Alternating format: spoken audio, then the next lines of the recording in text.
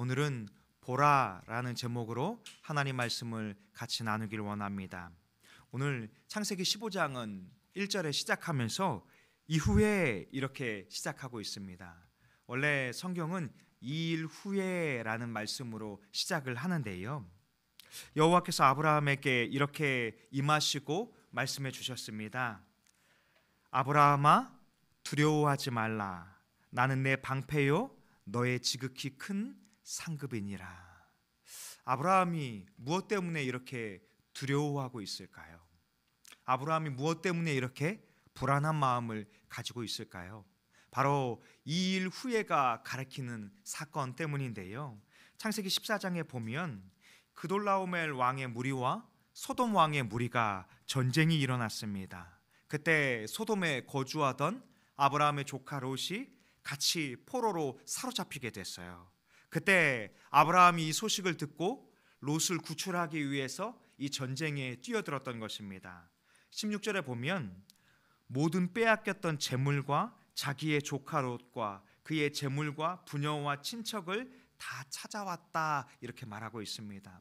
아브라함이 하나님의 도우심을 얻어서 이렇게 전쟁 가운데 이 롯과 또 많은 사람들을 구출해낼 수 있었던 것입니다. 그리고 나서 아브라함이 전쟁을 마치고 돌아올 때 살렘 왕 멜기세덱이 아브라함을 영접했어요.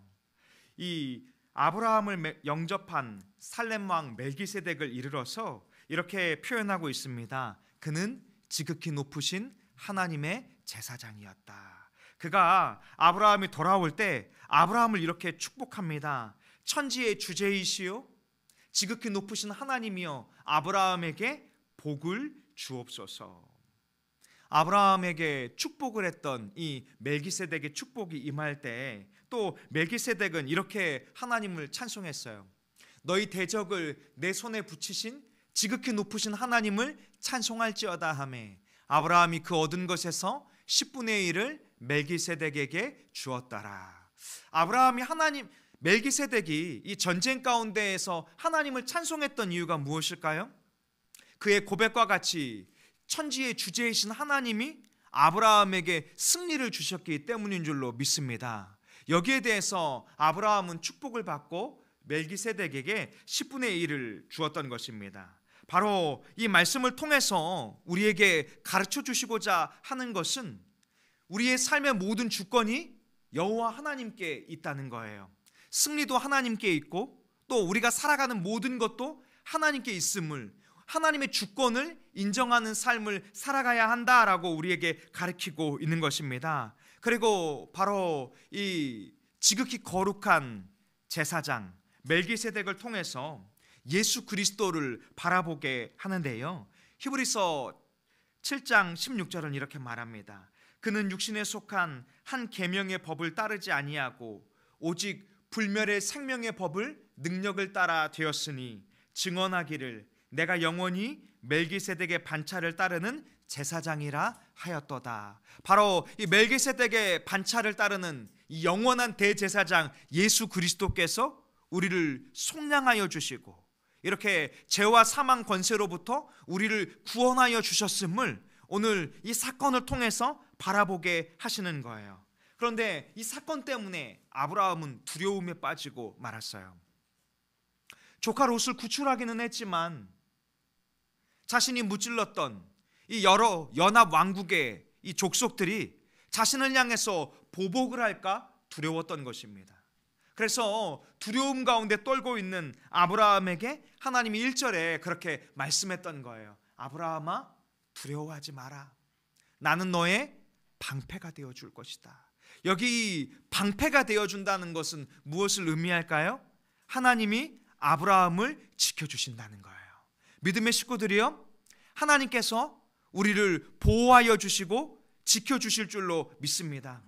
우리는 눈에 보이는 사람을 두려워하는 삶이 아니라, 눈에 보이는 환경을 두려워하는 것이 아니라 오히려 우리의 방패 되시고 우리의 상급 되시는 여호와 하나님을 바라봐야 할 줄로 믿습니다. 이랬던 일들이 선지자의 이야기 가운데에서도 나타나고 있잖아요. 바로 엘리야 선지자가 바알과 아세라의 선지자들과 이 영적인 싸움을 하고 승리하고 나서 하나님의 뜻을 붙들고 살아가야 하는데, 열왕기에 보면 이 엘리야가 뭐라고 고백하고 있습니까? 여호와여, 넉넉하오니 지금 내 생명을 거두시옵소서. 나는 내 조상들보다 낫지 못하나이다. 물론 엘리야가 특별해서 이런 영적 싸움을 한 것은 아닙니다. 또 엘리야의 능력으로 이 영적 싸움을 한 것은 아닙니다. 그러나 엘리야의 상급 되시고 엘리야의 방패 되신 하나님이 함께 하심을 엘리야는 바라봐야 했을 줄로 믿습니다. 오늘 우리의 삶 가운데에도 마찬가지인 것 같아요. 우리가 믿음으로 살아가면서 때때로 눈에 보이는 사람을 두려워하고 환경을 보기 시작하면 우리는 금세 엘리야처럼 또 아브라함처럼 두려움에 빠지고 말 것입니다.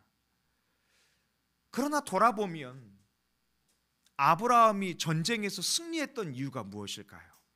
아브라함에게는 집에서 길리운 군사 300여 명밖에 없었잖아요. 동맹한 이 사람들이 몇 되지 않았잖아요. 그런데 어떻게 이 여러 왕들과의 싸움에서 승리할 수 있었을까요? 바로 그 승리의 주체가 여호와 하나님임을 아브라함은 기억해야 했던 것입니다. 오늘 우리의 삶 가운데에서도 우리의 주인됨을 자꾸 놓치지 않기를 바랍니다. 우리는 삶을 살아가면서 버거워지고 힘겨워지면 하나님을 바라봤던 시선에서 자꾸 우리 자신의 나약함을 바라보면서 엘리야의 고백처럼 주님, 나도 우리 조상들과 다르지 않습니다. 나도 연약한 사람입니다. 이 고백이 틀린 것은 아닌데 연약한 우리를 붙들고 계시는 전능하신 하나님을 놓치지 않기를 바랍니다. 오늘 2절은 이렇게 말씀해요. 아브라함이 이르되 주 여호와여 무엇을 내게 주시려 하나이까? 나는 자식이 없사오니 나의 상속자는 이 다메섹 사람 엘리에셀이니이다. 여러분, 이 고백이 믿음의 고백 같으세요? 아니면 아닌 것 같으세요? 2절이 나오기 전에 1절에 하나님이 아브라함에게 뭐라고 말씀하셨어요? 내가 너의 방패가 되어줄게, 내가 너의 상급이 되어줄게, 이렇게 말씀했는데 아브라함은 하나님께 이렇게 말하는 거예요. 하나님, 제게 무엇을 주실 수 있겠습니까? 저의 기업은 이 다메섹 엘리에셀이 물을 것입니다. 이렇게 고백하고 있는 것이죠. 그런데요, 이 성경 원문에 보면 이 고백이 주님의 약속을 붙들지 못함을 바라보고 있는 거예요. 하나님은 아브라함을 본토 친척 아비의 집에서 부르실 때 아브라함에게 약속해 주셨던 것이 있잖아요. 너에게 자손을 베풀어 줄 것이다. 내 자손을 통해서 천하 만민이 복을 얻게 될 것이다. 이렇게 약속해 주셨는데 아브라함은 뭐라고 고백합니까? 주님, 나는 자식이 없습니다. 이 자식 대신에 다메섹 사람이 기업을 물을 상속자가 될 것입니다. 이렇게 눈에 보이는 현실을 바라보고 합리화하고 타협하려고 하는 마음을 가지고 있는 거예요. 또 3절에 보면 이렇게 고백합니다. 아브라함이 또 이르되 주께서 내게 씨를 주시지 아니하셨으니 내 집에서 길린 자가 내 상속자가 될 것이니이다. 여러분, 이 한글 성경에서는 빠져있는, 번역이 빠져있는 한 단어가 있어요. 바로 이 한글 성경에는 하나님을 향해서 아브라함이 이렇게 고백을 하거든요. 보십시오 하나님, 하나님이 나에게 자손을 주지 않지 않았습니까? 그러면 이 모든 일의 문제가 누구예요? 하나님이라는 거예요. 그리고 하나님이 나를 이렇게만큼 어렵게 만든 이 상황을 하나님 한번 바라보십시오, 이렇게 말하고 있는 거죠. 그러면서 다시 고백하기를 내 집에서 길린 자가 내 상속자가 될 것입니다, 이렇게 말하고 있어요. 그런데요, 4절은 주님이 이렇게 말씀해요. 여호와의 말씀이 그에게 임하여 이르시되 그 사람이 내 상속자가 아니라 내 몸에서 날 자가 내 상속자가 되리라 하시고, 이 한글 성경에도 성경 원문에 기록된 한 단어가 동일하게 빠져 있어요. 어떤 단어가 빠져 있을까요? 보라. 보라 아브라함아, 그렇지 아니하다. 엘리에셀이 내 상속자가 아니라 내 몸에서 날 자가 내 상속자가 될 것이다. 내가 너에게 상급이라고 말하지 않았느냐. 이 상급이 말하는 원문의 의미가 뭘까요? 내가 너의 승리가 되어줄게. 내가 너의 기업을 이끌어줄게. 이렇게 하나님이 약속하고 있는데 아브라함은 여전히 고백하는 건 무엇입니까? 하나님, 할 수 없습니다. 하나님이 저에게 허락해 주지 않아서 제가 이렇게 살아가는 것 아닙니까? 모든 책임의 짐을 하나님께 맡기고 할 수 없다고만 계속해서 고백하고 있는 거예요. 그때 하나님께서 아브라함을 밖으로 데리고 가서 하늘을 보라 하시는데요, 우리 5절의 말씀을 같이 한번 읽어보겠습니다. 시작. 그를 이끌고 밖으로 나가 이르시되 하늘을 우러러 무뼈를 셀 수 있나 보라. 또 그에게 이르시되 내 자손이 이와 같으리라. 아멘. 강도사님 3번 남겨놓고 불을 한번 다 꺼주시겠어요? 이 별들을 세실 수 있으시겠어요? 불가능하겠죠. 하나님이 똑같이 보라 이렇게 약속의 단어를 붙들고 아브라함을 데리고 밖으로 이끌고 나가는 거죠. 그래, 네 눈에 안 보인다면 보일 수 있는 걸로 너에게 설명해 줄게. 아브라함아, 나를 따라 나와라. 그리고 사막 같은 그곳에서 밝히 그 어둠을 비추고 있는 이 수많은 셀 수 없는 빛을 바라보라는 거예요. 너의 자손이 이 하늘의 별들과 같을 것이다. 이 땅의 모래와 같을 것이다. 너의 자손이 네가 셀 수 없을 만큼 많을 것이다 라고 약속해 주고 계신 것입니다. 다시 불을 켜주시면 됩니다. 이 말씀을 하고 아브라함에게 약속을 붙들어 주셨을 때 6절에 아브라함은 이렇게 고백했어요. 우리 같이 한번 6절 읽겠습니다. 시작. 아브라함이 여호와를 믿으니 여호와께서 이를 그의 의로 여기시고. 아멘. 믿음의 식구들이요, 아브라함은 이 약속의 말씀을 믿었어요. 내 주님, 아멘 이렇게 고백하는 것처럼 내 주님, 주님 말씀대로 이루어질 것입니다. 주님 말씀대로 나의 자손이 하늘의 무별과 같이 많아질 것입니다. 이렇게 고백했던 거예요. 그리고 이 자손이 가리키는 또 하나의 의미가 무엇입니까? 아브라함의 자손을 통해서 천하 만민이 복을 받으리라 하셨던 이 약속의 말씀, 아브라함의 씨라고 가리키고 있는 하나님의 독생자 예수 그리스도를 통해서 천하 만민이 복을 얻게 되는 그 약속이 성취될 것을 이 말씀을 통해서 이야기하고 있는 것입니다. 여러분, 그런데 우리의 눈에 보일 때는 어떨까요?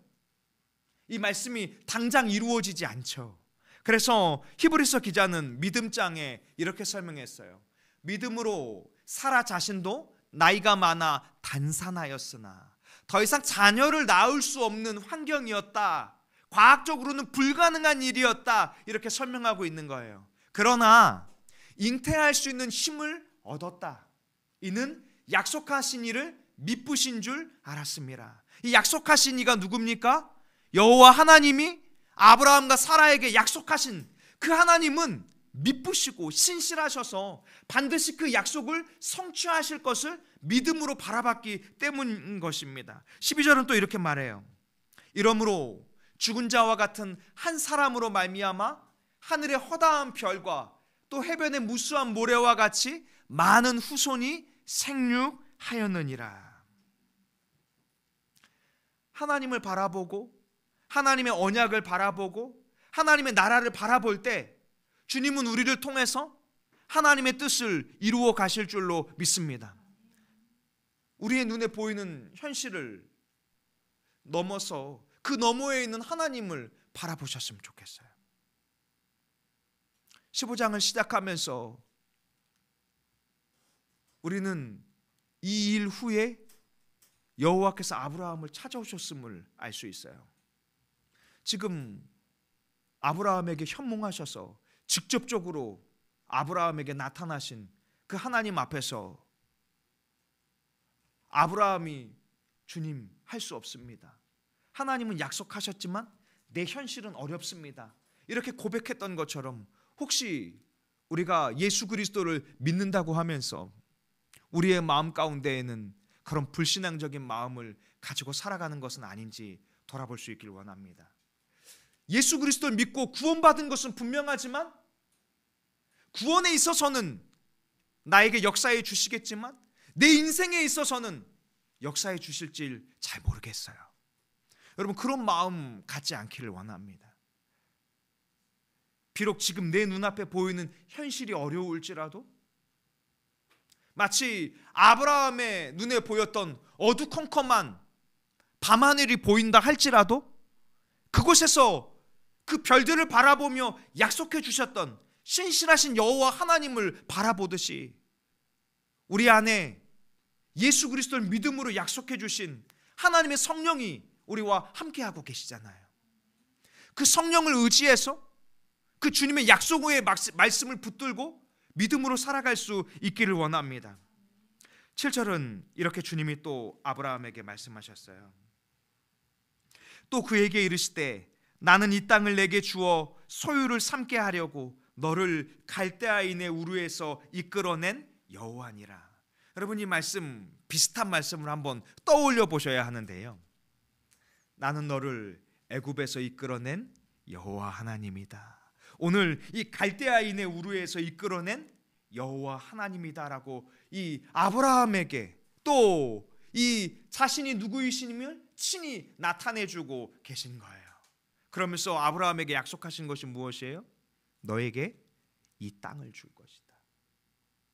여러분, 지금 하나님이 무엇을 이루어가고 계실까요?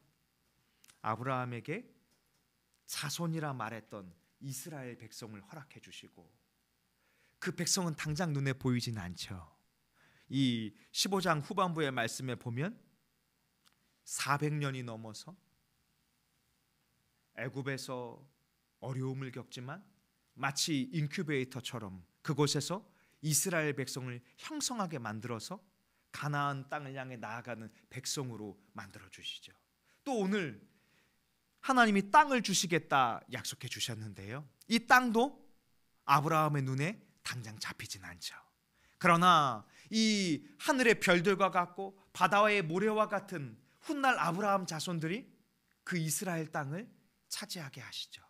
그러면서 그것을 통해서 무엇을 보게 하실까요? 하나님의 나라를 보게 하시는 거예요. 하나님의 나라를 소망하며 살아가기를 원하시는 거예요. 사랑하는 믿음의 식구들이요, 오늘 우리에게 예수 그리스도를 믿게 하여 주시고 약속의 말씀을 주신 이유가 무엇일까요? 내가 예수님 믿고 믿음으로 구원받는 것은 1차적인 것일 거예요. 그런데 우리를 예수 그리스도를 믿게 하시고 교회로 세워주시고 이 땅에서 주님을 예배하는 주님의 자녀들로 살아가게 하신 이유는 무엇일까요? 이 땅에 하나님의 나라가 임하는 것을 보기를 원하시는 거예요. 예수 그리스도로 말미암아 임한 하나님의 나라가 우리를 통해서 지속적으로 어두움 가운데 빛으로 나타날 수 있도록 주님, 우리를 통해서 잃어버린 영혼이 주님 앞에 돌아오고 우리를 통해서 상한 영혼이 주님 앞에 돌아오고 또 우리를 통해서 하나님의 나라가 임하게 되는 역사가 이루어지기를 우리가 꿈꾸고 살아가기를 주님이 원하시는 거예요. 아마 여러분의 현실은 어둠의 권세가 끊임없이 여러분의 연약한 부분들을 비집고 들어가서 넘어뜨리고 그 하나님의 나라를 보지 못하게 만들고 아브라함이 낭망했던 것처럼 눈에 보이는 현실로 여러분들을 흔들어 놓을 것입니다. 그런데 그때 우리와 함께 하시는 주님을 보며 또 우리에게 너의 방패가 되어줄 것이다, 너의 상급이 되어줄 것이다, 내가 너와 함께 할 것이다 라고 약속하시는 주님을 바라보며 하나님의 나라를 꿈꾸며 살아가는 믿음의 식구들이 될 수 있기를 바랍니다. 기도하겠습니다.